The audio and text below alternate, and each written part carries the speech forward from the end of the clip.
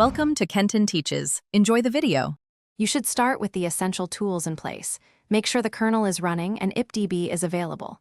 First, insert a breakpoint, add import ipdb, set trace, or enable %pdb on.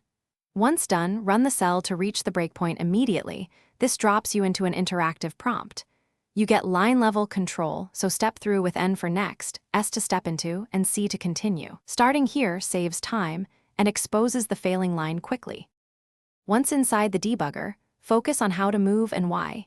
Use N to execute the next line to see immediate effects, S to step into functions when you need internal state, and R to run until return to inspect outputs. Make sure to print or pretty print variables with P or PP to check types and values, because wrong types are common causes. You can move frames with up and down to compare calling contexts. This discipline stepping finds logic errors efficiently. To finish, either continue execution with C when you confirm behavior, or quit with Q to abort and inspect state afterwards. Then remove or replace ad hoc breakpoints with conditional ones. Use ipdb. Set trace. Inside and if condition, so tests remain repeatable. If things go wrong, for example the debugger hangs or state is inconsistent, restart the kernel and run a minimal reproducer.